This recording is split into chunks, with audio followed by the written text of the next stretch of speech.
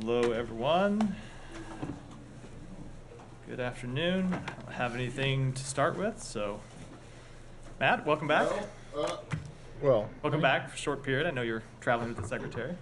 Well, yeah. Happy to have you today. I'm sure you are. I won't. Never mind. Let's just start with Gaza. Two things. One, in terms of the Secretary's involvement or the State Department's involvement with this meeting, virtual meeting today, can you tell us with the Israelis about Rafah? So the Secretary is at the White House right now, participating in the meeting with representatives of the Israeli government to lay out an alternative approach to dealing with the remaining Hamas battalions in Rafah. When I walked out, the meeting had not yet broken, or at least I'm not aware of it yet having broken, and expect a statement from the White House upon its conclusion. Okay. Well, was there anything specifically that the State Department wanted to convey, to get across to the Israelis in this meeting? So I don't want to speak too specifically about the meeting that is, as far as I'm aware, ongoing. We'll have a statement afterwards, but the Secretary would, I expect, reiterate the concerns that he expressed when he was in Israel some 10 days ago now about the dramatic humanitarian impact of a full-scale ground invasion in Rafah. Okay. And then, secondly, I presume that you've seen some of the images, video, and still photos, plus witness accounts and written witness accounts of what happened at the Shifa Hospital. Do you have anything to say about that? Yeah, so I have seen a few things. One, the accounts in the media from inside Gaza, and I, of course, have seen what the IDF has said about the operations that it has conducted, where it has said it has killed a number of members of Hamas and detained, I think, several hundred additional members of Hamas. We, as often is the case, don't have anyone the ability to get full ground truth because we don't have anyone on the ground in Gaza. I will say from our perspective, the things you have heard us say before, of course, remain true, which is we generally don't want to see Israel operating inside hospitals in Gaza. We want to see hospitals be protected sites. But it is concerning that after Israel had conducted an operation earlier in this campaign to clear Al-Shifa, that Al-Shifa again was apparently infiltrated by Hamas fighters. And so two things about that. One, look, obviously it would be great if Hamas would stop hiding behind civilians and stop hiding inside civilian infrastructure, including hospitals. But two, it points out what we have been saying all along, which is the need for Israel to have a sustainable long-term strategy when it comes to Gaza, that it's not enough to just clear certain neighborhoods or hospitals or any other geographic areas or buildings of Hamas. They need to have a long-term sustainable strategy that is not just a security strategy, but also a political strategy if they really want to secure the future of Israel against the terrorist threat that has to date emanated from Gaza. Right, so you don't have any comment on what you've seen from the aftermath of the 2-week operation against the hospital? Not beyond what I just All right. just outlined. And then when you just say, and this will be it for me, when you say Israel needs a sustainable long-term strategy for Gaza, have you seen one yet from them? We have not yet seen one, no. And that's what we have been in conversation with them about. Yeah, but presumably the meeting today is just about Rafah, right? It's just about right. Rafah. And the point, I mean, a sustainable long-term strategy means something beyond a military strategy. It means a political path as well. Right. So a political path to 2 states. That is our preferred policy. But you need a political path of some sort forward. Have you seen one from the Israelis that is even short of 2 states? At this point, we have not. No. All right. Thank you. Just to follow up on Al-Shifa, Israel has given some numbers. 200 militants have been killed, 900 suspected militants detained, of whom some 500 have been identified as Hamas. Does the United States have any assessment that these numbers are correct? We don't have an independent assessment, no. Do you have an assessment on how many civilians around that operation have been killed? We do not. Okay.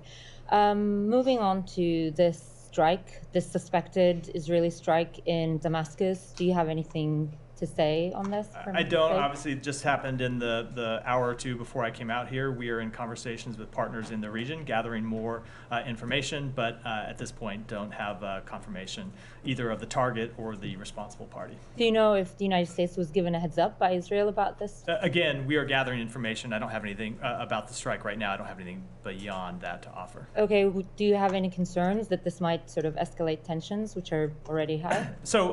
And in a way endanger the hostage talks in any way? I don't want to, before we have gathered information about what exactly this was, I don't want to speak to it specifically, but of course we are always concerned about anything that would be escalatory or cause an increase in conflict in the region. It has been one of the goals of this administration since October 7th to keep the conflict from spreading, recognizing that Israel has the right to defend itself from adversaries that are sworn to its destruction.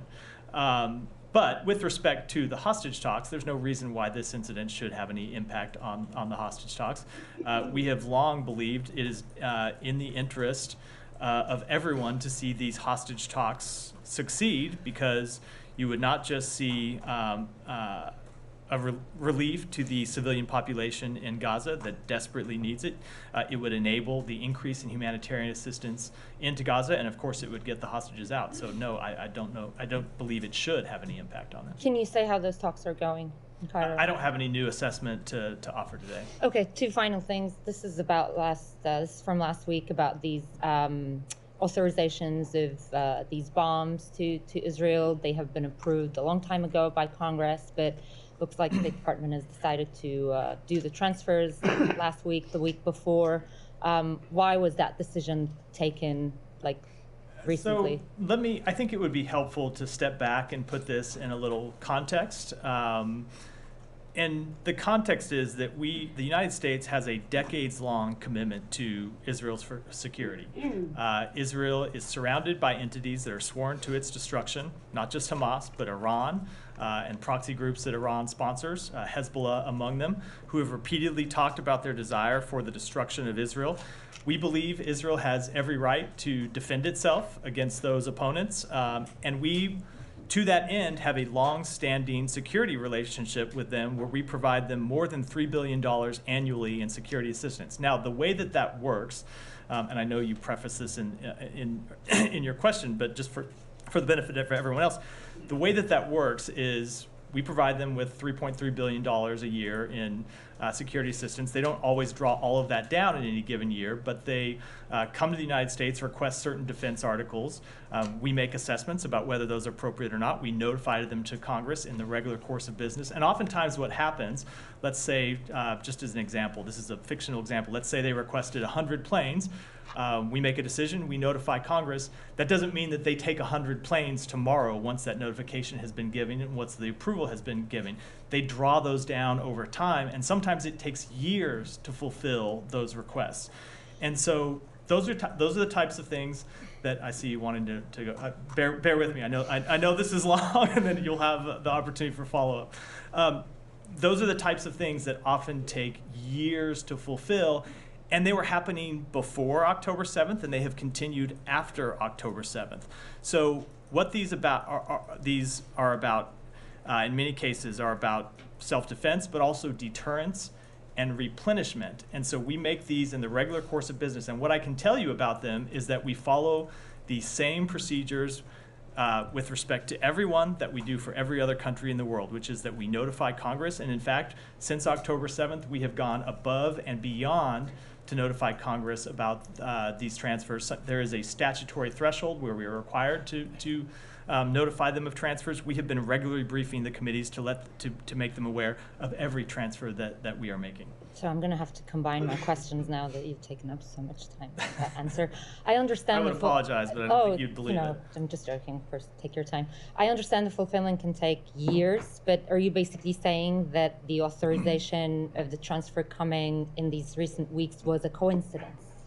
I'm not saying it's a coincidence. Israel has been engaged in a military conflict, and of course, when you are engaged in a military conflict, you deplete your military stocks. So there was a request in recent weeks for the additional fulfillment of these particular I'm not going to get weapons. As is always the case, I'm not getting into the timings of exact requests from here. I'll be quick.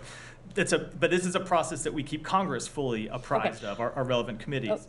But when you see these types of requests and when they get publicly reported, you have to remember that Israel is in an armed conflict and is expending a great deal of defense material, and some of that needs to be replenished for Israel's long-term security. Right. And my final thing on this is, like, Secretary and a lot of senior officials from this administration basically said far too many Palestinians have been killed. But when you go and and we know that the administration's policy hasn't changed, it is not conditioning weapons to Israel, but when you go and make such an authorization of the transfer in recent weeks, even if the actual weapons transfer has been approved years ago, don't you think that is going to damage the weight of your word, your credibility, and basically your sincerity in saying that far too many Palestinians have been killed? I do not agree with that at all. We have been very clear that we want to see Israel do everything it can to minimize civilian casualties. We have made clear that they need to do that they need to operate at all times in full compliance with international humanitarian law. At the same time, we are committed to Israel's right to self-defense, and this is a long-term commitment the United States has made, that it made before October 7th, and that continues it continues since October 7th. So obviously, the fight in Gaza is connected to Israel's long-term security in very substantial ways. I got into some of that with response to Matt's question. But Israel still faces, in addition to the security challenge posed in Gaza, it still faces an Iran that is hostile to Israel. It still faces Hezbollah on its northern border that is hostile to Israel and says it is committed to the destruction of Israel. And so we are going to continue to support Israel's ability to defend itself against those sworn enemies that want to see it end as a modern state or a state at all. Yeah. Just to follow up, a 2,000-pound bomb is self-defense, in your opinion?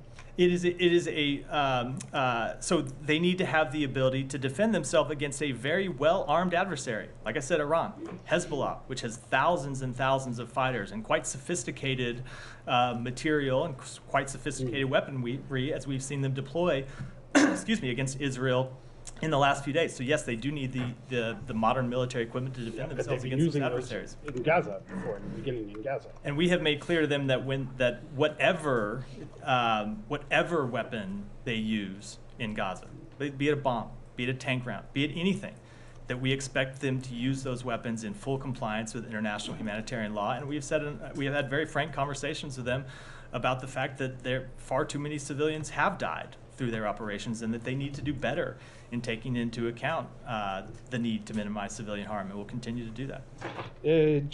Just on that point, okay, the requests were done years ago, what have you, but this time around you're suspiciously very careful not to publicize it. Usually you do the notifications to Congress, you do a statement, what have you. This time, I understand you didn't need to do it because it was passed. But I just say we did notify Congress. No, I know. We followed. We publicize it. So it is usually not. You do on arms sales and all that. You publicize it. So that's not true with respect to most arms sales around the world. I know people have gotten used to the tempo of arms sales with respect to Ukraine, but that is a very different situation than our arms sales to Israel or any other country with which we have a security relationship, because we stood it up from nowhere right before an active war, where most of our security relationships, we don't publicize our ongoing sales. What we do is we notify Congress about those sales, and we have done that with respect to these sales to Israel, as we do with respect to sales anywhere in the world. Okay. Just a last question back on Damas. Okay, I understand it's a bit early, but obviously you don't deny there was a strike by Israel on the consulate in the annex in the embassy of Iran in Damas. So we've seen the strike, but again, I want to let the consultations that we have ongoing with partners in the region take place before I comment any further. But it's definitely escalatory. That's not what I said either. I said no. I'm saying that. You're saying that, great. I thought it was a question. I'm asking for your reaction. So Humera kind of that's good. Humera kind of did speak to this. I'm not going to comment with respect to this particular strike because again, we just need to know more information about it before we do, and that includes drawing any conclusions from it. As a general principle, of course, we are worried about escalation. We are worried about anything that would cause the conflict to expand or widen in any way. I have one on Havana, a couple, unless let me come back to you so the room doesn't go into an uproar. Saeed, go ahead. I will definitely thank you. Thank you, Matt. Now, you said that Hamas returned to Al-Shifa hospital. There were some 800 fighters and so on and all these things. Now, is that you are citing the Israeli narrative, or you have your own independent information? We don't have our own independent assessment, right. But you have seen Israel produce the names, right. and photographs of known Hamas fighters right. who it has killed or captured. How many? I mean, they showed names and Hamas fighters in the Shifa hospital. I have seen the information they have publicly released. Right. I know you get. Let me just. No, I'm with you. I'm not interrupting. I'm trying to understand what you're saying. So we have seen them release. I don't think there's anyone who has cause to dispute that. Yes, they have. There were Hamas fighters hiding in Al-Shifa hospital again, not for the first time. Okay, so you are certain that the reason that Israel went into Al-Shifa hospital one more time is because Hamas fighters were there, and not hundreds of civilians that have taken refuge there. So I think it is certainly a fair conclusion, given what has been their goal since the outset of this campaign, to take the fight to Hamas. That is exactly what they were doing. And you believe that Israel has achieved that goal now by eliminating Hamas, or are we likely to see them go back to Al-Shifa hospital again? So that is, I answered that question somewhat in response to Matt. I think there is a concern that you saw Hamas back inside hospitals. Right. I don't know why I don't hear more people calling on Hamas to stop going into hospitals. You shouldn't have to clear Hamas from a hospital once, let alone twice. But yes, we do have the concern that Hamas has been able to reestablish itself in a hospital that Israel had already cleared, and that points to an ongoing challenge for Israel in the way it conducts its operations. Right. Yeah, just bear with me. A couple more questions. You know, so, but why do you think, in your opinion, what value is there strategically for Israel to burn all the building, destroy all the equipment, destroy every last X-ray machine and everything in the hospital, and not keep it? You know, if their fight is with the fighters, why must you destroy as they left? There were, you know, there was no fighting when they left, just to burn the buildings and burn the things and destroy everything. So let me just say, why is that okay? Let me just say this gets into where I'm often asked to comment on questions where there are conflicting accounts. Right. And Israel has said that is not what they did, and we don't have ground truth on that question. Israel has said what they tried to do is protect patients and not operate in places when there are patients, to evacuate people from the hospital, and only operate in a way that would impact the Hamas fighters that were there. Obviously, it's an incredibly difficult situation. There shouldn't be terrorists in a hospital at all. And so it's incredibly difficult to operate there and achieve a legitimate counterterrorism goal in a way that minimizes harm to patients, which goes back to my first point, which is Hamas shouldn't be in a hospital at all. Okay. Well, Hamas shouldn't be, as far as, you know, Israel and the United States is concerned, should not be there, period.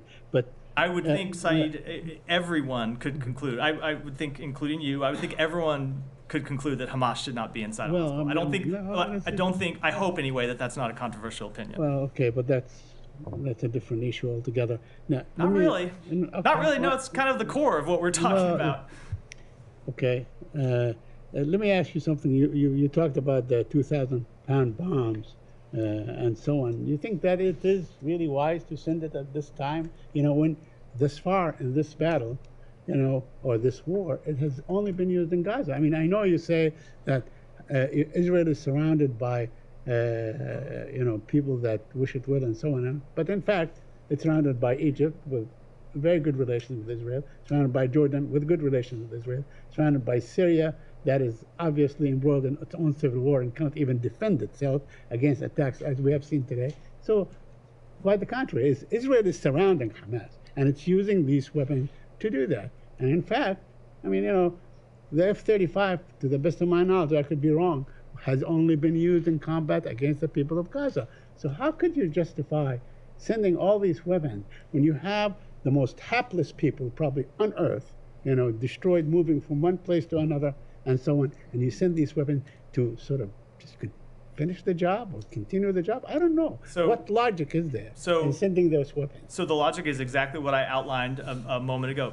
Despite the fact that Israel has diplomatic relations with Egypt and Jordan, it does not change the fact that Hezbollah is parked on its northern border and is sworn to the destruction of Israel. It does not change the fact that Iran, not right on its border, but well within striking distance, is committed to the destruction of Israel and continues to fund proxies committed to the destruction of Israel. So yes, Israel faces incredibly serious threats, not just from Hamas, although Hamas is clearly one, as we saw on October 7th, but from other adversaries that it needs our assistance to continue to defend itself against. Lastly, please, just one last one, if I may.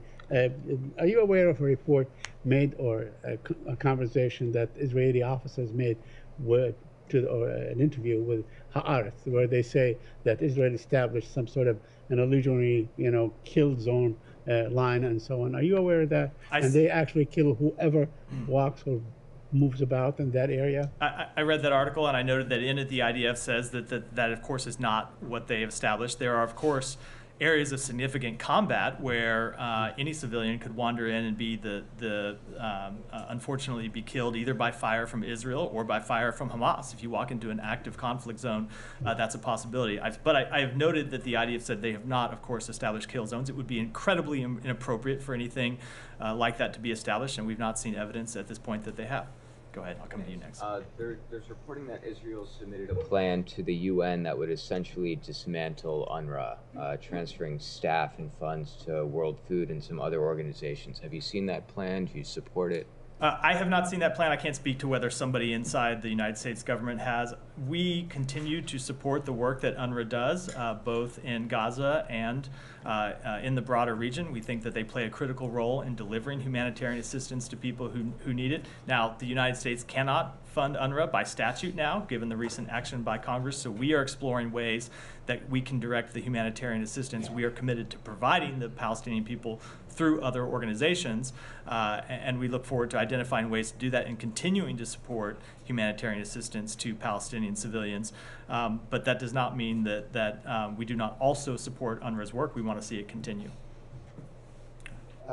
Matt, today the Knesset passed a law 70 to 10, voting to pave the way for the closure of all Al Jazeera offices inside Israel. I'm just wondering if you have a comment on that. So we support the independent free press anywhere in the world, and we think the work that the independent free press does is important everywhere in the world. And much of what we know about what has happened in Gaza is because of reporters who are there doing their jobs, including reporters from Al Jazeera.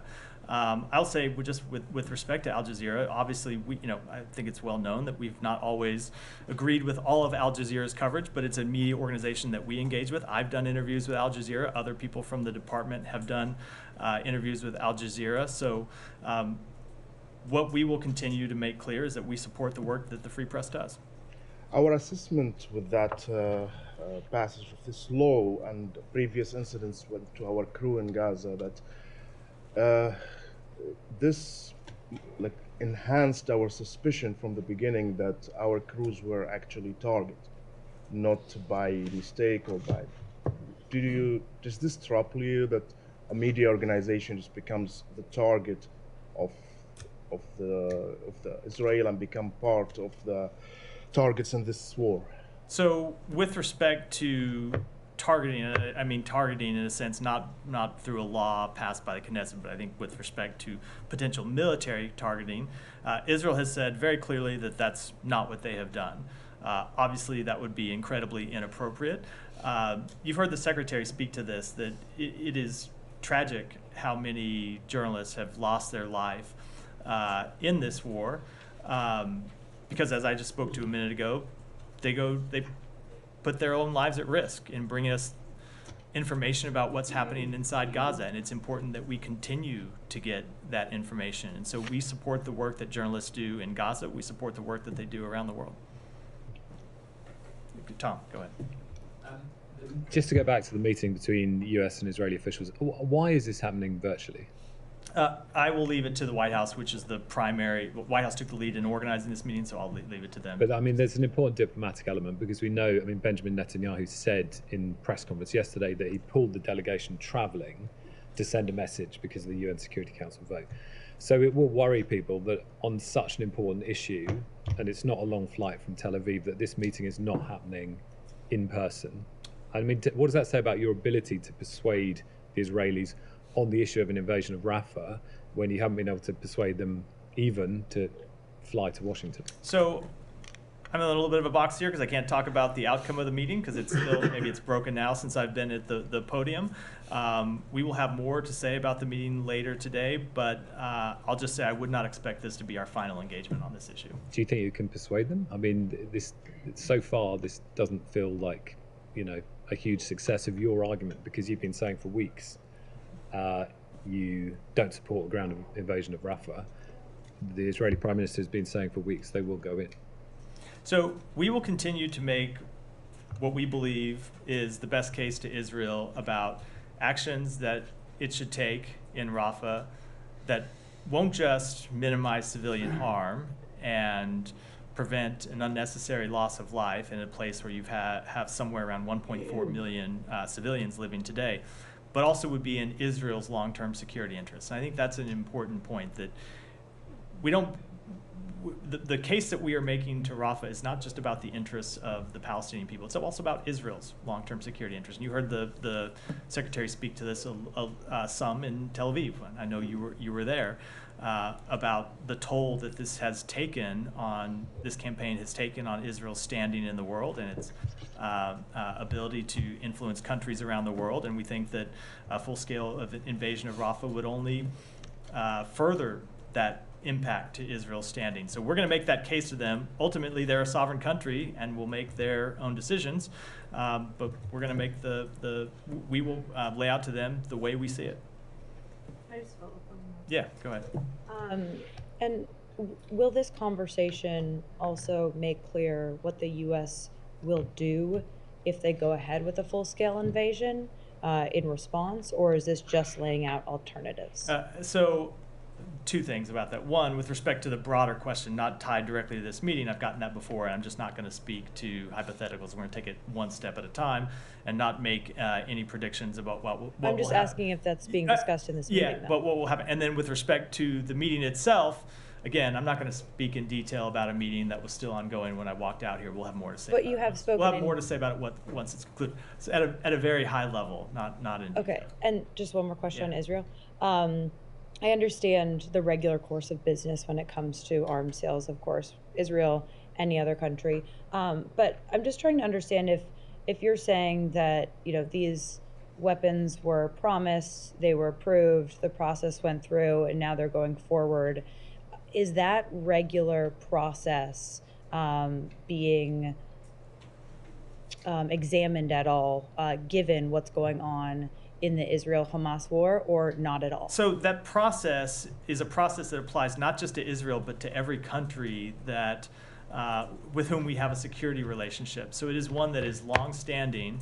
And again, there are dozens, if not hundreds, of open orders for Israel that go back years, under which they receive defense articles from the United States. So no, it is not a new process, and it's not one just with respect to Israel. And no, we're not re-examining the entire process, but obviously we always look at requests that come from any country in light of their current needs and in light of our ability to supply them. But again, I think it's important to remember that these are requests that were made and approved in many cases years ago. Not just months ago, not just before October 7th, but years ago, and were approved years ago. So all of those orders that have been approved will go forward? So I can't say all of them will go forward because Israel may come back and not want some of them. You talk about orders If that are Israel orders wants that them, they'll go forward. That years old. I cannot speak with respect to every request. And as I said, there are dozens of open requests that date back years, but when a country comes and makes a request and the United States does its due diligence and goes through the formal process of notifying Congress and then delivers those arms to a country. If a country has ordered, like I said, 100 planes and they've taken 20, they still have the ability to come back and ask for the other 80 with which we've committed to provide them. Anything else on Israel before I go? Let me go ahead, Gita, and then I'll come to Himera next. Thank you. You referenced Iran a couple of times just in the past 10-15 minutes. It seems like their proxy groups in Iraq have conducted an attack against Iliad in Israel. So despite everything that the U.S. is trying to do to contain the war to just the Gaza Strip, Iran is doing the opposite. Now, what options could there be besides, diplomatic options that are really not going anywhere? So two things on that. One, we have, or I should say one, I think it reinforces the point I was just making about the Iranian-supported proxy groups who are committed to the destruction of Israel, not just Hezbollah, not just Hamas, but proxy groups that exist in Iraq and did attempt to launch an attack against Israel over the weekend. But two, we will continue to make clear to those groups and to Iran that it is not in their interest to take strikes against Israel. It is not in the interest to take strikes against the United States, as we have done for some time. How much confidence do you have in the Iraqi government to contain them? Because the foreign minister was here, the prime minister is supposed to be coming, and the government hasn't really been able to deliver. So I would say that is an ongoing conversation we have with our Iraqi counterparts about the need to take action against proxy groups that launch attacks from within inside Iraq. You have seen, obviously, a dramatic decrease in the number of those attacks over the past month or 6 weeks, but it is something that we continue to engage with the Iraqi government about. Can I ask Any a more question on about Iran? Humera, and then we'll come. Just one thing, in your answer, Matt, to me and a few others on the weapons thing, you mentioned, the threat from Hezbollah, like on Israel and all that. So were you trying to suggest that, in the course of this latest authorization for the transfer, did you get any assurances from Israel that it's not going to use these, like in its offensive in Gaza, but it's only going to use these against Hezbollah? So, no, that's not what I said at all. I think you're reading quite a bit into. Okay, no, I just want to check that. I'm reading quite a bit into my answer, but again, the recent authorizations that you're talking about were in many cases made years ago. Right. Right. Years ago, before October 7th. Yes, but just to be sure, there has been no assurances. The United States has not sought any assurances from Israel, just in the wake of this or just before this transfer. Like, you can use it in this place and you can't use it in that place. So There's been no such conversation. I am not going to get into the private conversations we have with Can any you even country, do that legally? any country in the world, but that is not to read into that. You should not read into that we are imposing some kind of conditions. What we expect with respect to the defense articles that we supply to Israel and other countries are that they operate in compliance with international humanitarian law. Now, with respect to a campaign against Hezbollah or a potential campaign against Hezbollah, we want to see that issue resolved diplomatically. We want to see Israeli citizens able to return to their homes in northern Israel. We want to see Lebanese civilians able to return to their home in southern Lebanon, but that's a path we're pursuing diplomatically. And just by law, you had the authority not to make the transfer, right? Like, even if Congress had approved this years ago, even if the fulfillment takes years, the United States government certainly has the authority not to fulfill it today. Whether we have the authority or not is one question. There are always ramifications. If you have committed to supply a country with something and you don't, this gets very technical. No, I'm just wondering if you had the option. But again, we are committed to the defense of Israel. Yeah. I know people want me to say some kind of different answer, but we are committed to Israel's long-term security. And again, this is something that predates October 7th and will continue to be the policy of the United States. And we will, in keeping with that commitment, continue to be very direct and candid with Israel about how it is in their interests to use the articles of defense that we provide them, as well as weapons that they manufacture themselves, in full compliance with international humanitarian law and in a way that minimizes civilian harm. Final thing, I promise. Are you expecting today's talk to feature at all the humanitarian plan that Israel is supposed to present to you? Why don't we just wait? I think I've probably talked enough about these ongoing talks. Let's wait for what we'll have to say about them at the conclusion. Go ahead. Yeah. Lebanon, you've been saying you are trying to resolve the issue on the northern borders diplomatically. You've been successful so far, but are you concerned that now it's been escalating for the last 2 weeks? Is the risk higher now? I don't want to assess a relative level of risk. Our concern about escalation is high. It has been high since October 7th. And that is why we have engaged in a diplomatic process to try to resolve the very real security challenges that Israel faces without further conflict, and what we're going to continue to pursue.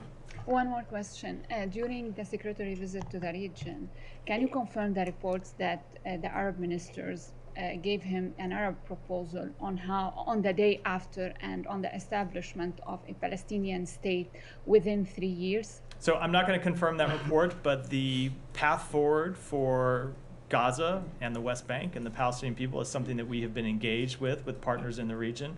As you may recall, when the Secretary traveled, I should back up, it's really been something that we have been engaged with partners since the immediate aftermath of October 7th, but it's a process that intensified when he traveled to the region in early January and started direct coordination with Arab partners about how to rebuild Gaza, establish security inside Gaza, and ultimately provide a political path forward for the Palestinian people. And that's something that we continue to engage with our Arab partners about. But I don't want to get into specifics of those conversations. Thank you. All right, get one more, and then I'll take some others. Go ahead. Thank you. short question on that election. As you know, that this election has been scheduled for June 10th, and it's supposed to be further delayed. Especially the KDP, the ruling party, is refusing to participate in that election. In the past few days, the U.S. ambassador met the KDP leader twice.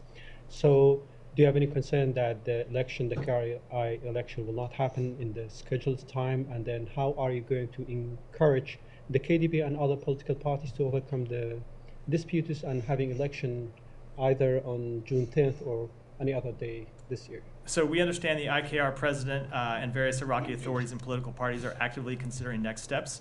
We encourage efforts to schedule free, fair, and credible elections in the IKR. And I realize I forgot to come back to you about, we could do. It seems like we could do the whole briefing on it. So we'll move on for now and then come back if there's more time. Go ahead. I promise. Per the CBS 60 Minutes reporting that aired on Sunday, a first incident of Havana syndrome took place in Frankfurt with an employee of the U.S. consulate. This happened 2 years before the already known cases that occurred in Havana in 2016. Can you confirm there was an incident in 2014, at least one incident in Frankfurt, that led to apparent Havana syndrome symptoms? So we have made it a practice to not confirm or comment on specific reports in this regard. What I will say is what we have done for affected employees, and that is we have implemented the Havana Act passed by Congress that has allowed us to provide additional support to those affected employees, including reimbursement for medical care, including free care at military hospitals and other military treatment facilities. Includes help with their careers if they've been affected by, say, a prolonged absence from work. The safety and security of our personnel remains the top priority of the Secretary, and we are doing everything possible to help those affected.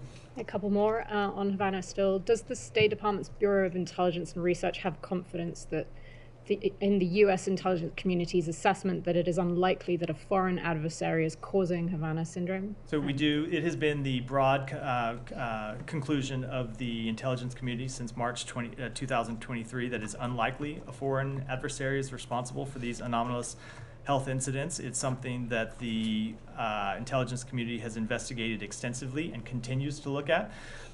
We will look at the new information as it comes in and make assessments inside the State Department and with our intelligence community. But you can't confirm whether INR agrees with that in this building? No, I said we do. They do share that. You do? Okay. Share that assessment. I don't know if you've seen the report that aired on Sunday, but will any State Department employees who believe they are victims of Havana face consequences for publicly questioning the intel community's assessment? No, of course not. Okay.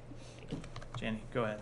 Thanks, Matt. And let me just come back and say, of course not, and in no case would we in any way hold employees. Accountable is not even the right word. In no case would we discipline employees for speaking their mind. They have the ability to do that. We encourage it, but that doesn't change our assessment. And I should say the intelligence community's broad assessment that a foreign adversary is unlikely to be responsible for these incidents. Go ahead. Thank you, Matt. Russia and North Korea and China. Russia opposes extending the term of UN Security Council's panel of experts on sanctions against North Korea. How concerned is the United States about this? Incredibly concerned. I spoke to this in detail last week. It's unfortunate that Russia and China decided to exercise their veto. This is a panel that whose work has previously been extended unanimously, and I think it's clear what happened here is that Russia made a bargain with the DPRK in return for the DPRK arming it in its war against Ukraine, and now we're seeing Russia deliver on its end of the bargain. So how will violations of North Korea's nuclear and missile tests be sanctioned in the future? So we still have a full range of sanctions on North Korea, and we will continue to enforce those. On China, President Xi Jinping and Russian President Putin will hold a summit meeting in China next month. what do you think about the solidarity between Russia and China? So we have made clear that we have concerns with the, I think, full-scale partnership. I'm going to get the words exactly wrong, that we have seen between Russia and China. We have made very clear that we don't want to see China do anything to help support Russia's aggression in Ukraine, and we will continue to make that clear. Thank you. Alex, go ahead. Thank you, Matt. Two separate topics. Let me start with the latest extension. RFERL reporter also Kumash pre-trial detention today. What was your reaction to the court decision? And with the American embassy officials being present for the first time, what can you tell us about her condition? So we are deeply concerned about her detention in Russia. We condemn in the strongest possible terms the Kremlin's continued attempts to intimidate, repress, and punish journalists and civil society voices. The charges against Ms. Kumasheva are just another sign of the weakness of Putin's regime. And with respect to her condition, I would refer you to the embassy officials who were there at her hearing. She happened to speak about that, from the court hearing. She said it's a poor condition. She doesn't feel very well. There's no minimum, conditions for her. I know you're in the middle of fact gathering when it comes to designating her arrest as wrongful. But how much of what we have heard publicly from her today will help you expedite the process? So we look at a broad range of information when it comes to making those determinations. Some of that information is public, some of it is not public. Some of it is information that's available to the United States government, and we'll continue to collect information in this case as we do in all potential wrongful determinations. Thank you. I'll move on to Armenia, Azerbaijan. Yeah. Over the weekend, we saw the Azeri side was trying to push a narrative that the Armenian side was trying to escalate, and something that EU monitoring mission didn't confirm. How much do you know what's going on, and how concerned are you about potential escalation, and what kind of reaction will that invite if that happens? Presumably this week, they say. So we saw the statement from the government of Azerbaijan over the weekend. I would note that the EU monitoring mission said yesterday that the Armenia-Azerbaijan border was calm and quiet, with no unusual military troop or artillery movements, despite those statements. We caution, and will continue to caution, against escalating rhetoric or hostilities along the border. We continue to encourage the creation of conditions for a just and dignified peace in the region where the rights of all are respected. And as you've heard me say from this podium many times, the only way to ensure a sustainable peace is at the negotiating table. I know the Secretary has an engagement this week with the Armenian side. Is there anything you're going to do in terms of reaching out to Azeris to prevent the escalation? So we will continue to make clear to both Armenia and Azerbaijan that escalation is in no one's interest. I don't have any diplomatic conversations to preview. Have the Azeris been even invited to the meeting that will happen this week? So I think, again, this meeting, remember, is about Armenia's reforms and its democracy, economy, and resilience. The peace process is not the focus of this meeting. It's a meeting between the U.S., EU, and Armenia to discuss economic diversification, humanitarian assistance, support for refugees, and supporting Armenia's political reforms in areas such as democracy and the rule of law. It is not a regionally focused meeting. You can find one from me, if I may, on 60 Minutes investigation. The reports about that Americans living in Tbilisi also talked about them being impacted. How concerned are you about Russian operations in the region, in Georgia, of course? So again, I'm not going to comment on specific reports. As I said, we make it a practice not to do, but we obviously are concerned with the destabilizing actions of Russia all around the region. Follow up on that. Go ahead. Right. So this is on the meeting between U.S., South Korea, and Japan on Friday to counter North Korea's cyber threats. What are some of the things that came out of that meeting that the U.S. is doing to counter these cyber threats, and how big of a problem is it for the U.S.? Let me take that back and get you an answer. Thanks, Matthew. Can you confirm that next week an Israeli delegation is going to come to Washington in person? Will Secretary Blinken participate in that? No, I cannot confirm that. As I said, I would not expect that the conversation today will be our last one, but I don't have anything else to offer. And regarding the likely shuttering of Al Jazeera in Israel, what the Israeli government said over the years is that the channel has been known to instigate violence, and it's just, obviously it's a propaganda arm of Qatar. What do you make of those pushbacks? I don't have anything to add to what I said a moment ago, which is obviously we've made clear we don't agree with everything that Al Jazeera airs, but at the same time, we support the free, independent press anywhere in the world. But it's not Michelle, independence go owned by ahead. Qatar. Michelle, go ahead. Yeah, are you concerned about the security situation in Jordan, especially that there are reports stating that the regime is under threat from Iran and its proxies? No, we have a close working relationship with the government of Jordan, and I don't share that assessment. Thank you. Go ahead. Yeah, go ahead, Fred. Thanks, thank you. Once I want to follow up on Said's question about the reports of kill zones in Gaza. You said that you haven't seen evidence of such a thing, but we've seen, for instance, the 2 Palestinians who were waving white flags killed just days ago. We've seen repeated reports of Israeli snipers killing people outside of hospitals, people afraid to even walk into the streets to save people who are bleeding out. So it seems understandable to say, we've seen reports, Israel denied it, we'll look into it, but to outright say there's not evidence of Israel establishing some form of this kind of practice, does that seem preliminary to say that kind of thing? No, we've not seen evidence of what was reported in this article. Now, have we seen a number of incidents of civilian harm? Of course we have. We have seen those, and that happens in every war. And I can tell you what we have said before, which is we take those incredibly seriously. We have engaged with the government of Israel to make clear that those accounts need to be investigated, and if soldiers are found to have operated in violation of either the IDF Code of Conduct or international humanitarian law, they need to be disciplined. Okay, and then on Al-Shifa Hospital, I know you've talked at some length about it, but I'm just wondering, we've gone from months ago, the idea of Israeli forces targeting hospital to being, outlandish, to now they've done this attack on Al-Shifa, and statedly and ostensibly they say that, they've killed Hamas terrorists. Nevertheless, we've seen reports of kids, women found gruesomely killed, executed, reportedly even a surgeon who was there for 172 days, treating patients killed. And, some victims we can't even confirm their identity because of the state of their bodies. So I'm wondering, given this attack, given the evident lack of care for civilians, given that we can't get an update on investigations into, for instance, the now 2-month killing of Hind, the medic sent to save her, how can the U.S. approve, any action into Rafah, a slice of land where 1.1 million Palestinians are seeking refuge? If a targeted attack on a hospital looks like this, what would an attack in any form on Rafah look like? Again, do not believe that this attack was on the hospital. The attack was on the Hamas fighters that are hiding inside a hospital. Sure, but that's sort of my point. Some place that they should never be.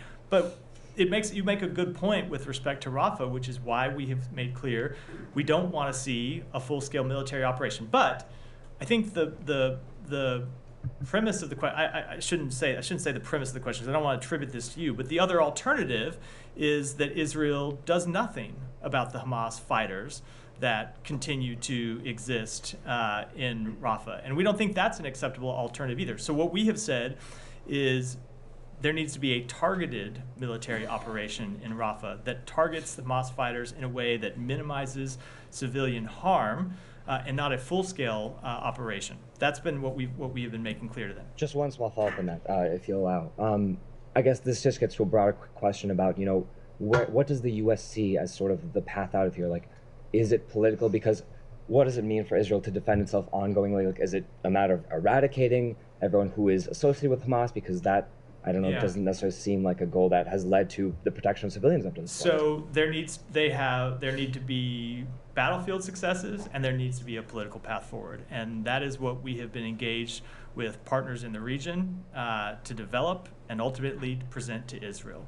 Because, as you have heard the Secretary say, without a political path forward for the Palestinian people, Israel and the Palestinians are going to be stuck in this same cycle of violence that they have been stuck in for decades. And that's not in the Palestinian people's interest, as we have seen over the past nearly 6 months.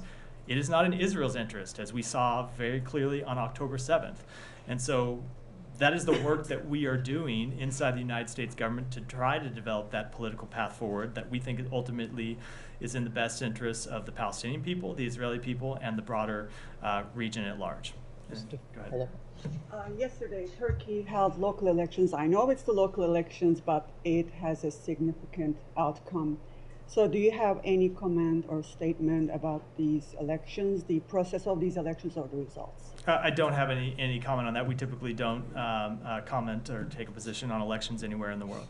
and the elections are over, do you have any updates about President Erdogan's visit to Washington in May? I do not. Go ahead, and then we'll wrap for this.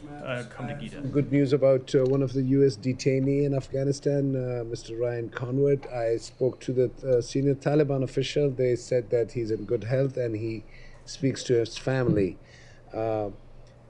Another detainee before him was Joshua Boyce, who also contacted me after he was released from the Taliban. I requested the Taliban that these detainees should be released immediately without any conditions in the holy month of Ramadan.